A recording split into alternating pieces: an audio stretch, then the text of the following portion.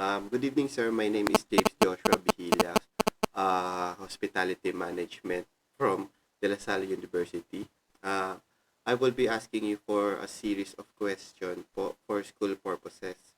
And please answer freely based from your experience in your workplace as a crew staff po.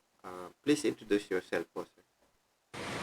Hi, my name is Mark Cuevas. I am 28 years old and I am a former cabin steward from Royal Caribbean International Cruises.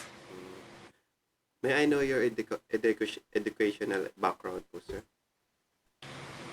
Gumraduate ako ng HRM sa Cavsu Indang noong 2017 and nag-work ako right after nung 23 ako. Uh, Companies kung na-joinan nyo po na Actually yun lang yung Royal Caribbean International Companies. mm, job details, sir, sa responsibility na steward.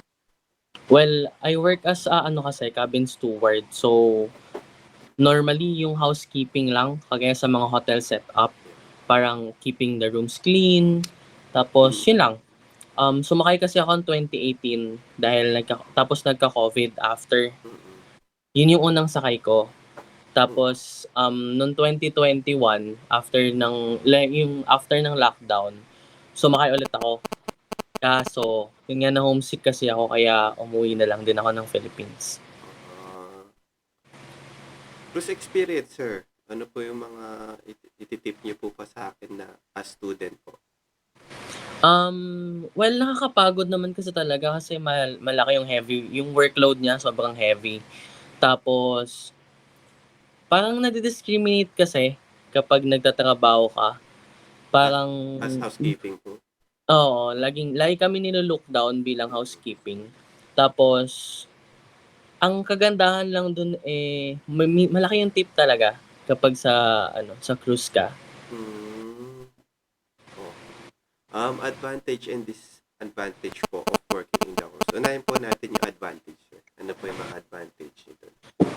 Well, aside from makakilala ka ng madaming tao, malaking sweldo. Okay. Compare dito sa Philippines. Tapos, parang, alam mo yun, nagta-travel ka habang nagtatrabaho ka. Yun lang po yung advantages niya. Mm-hmm. Disadvantages po, sir? Nakakapagod kasi yung trabaho eh. Pero wala namang madaling trabaho kaya tapos wala kang day off. I mean, may day off ka sa loob ng 8 months or 6 to 8 months. Pero kasi hindi ko siya matawag na day off kasi nasa loob ka pa din. Sa barko ka pa din.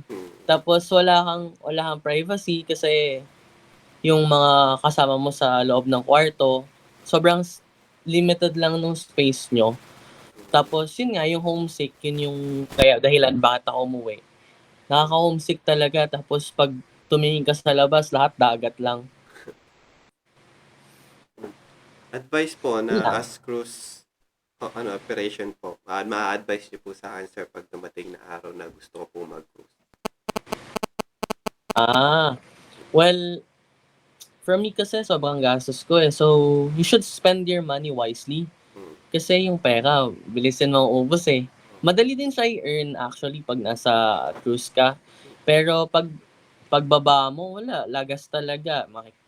Kikitain mo yung mga tropa mo. Tapos, lagas yan. Tapos family mo pa, syempre, i-treat mo.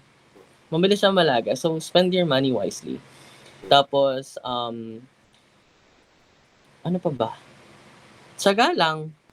And, patience lang. Kasi kung hindi ka magtsatsaga, di ka wala kang pasensya.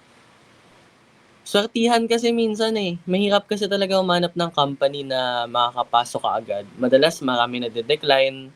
Kahit, yun nga, madami na de-decline. So, tsaga lang, pasensya para makahanap ka ng magandang company. I'm sure that's all po, lahat ng question ko. Baka po may gusto pa kayo sabihin, sir. Wala naman na. So, yun lang. Maraming salamat po, sir. I'm James Joshua po na HRM sa CTHM, sir. Maraming salamat po, sir. Thank you. Okay, good luck.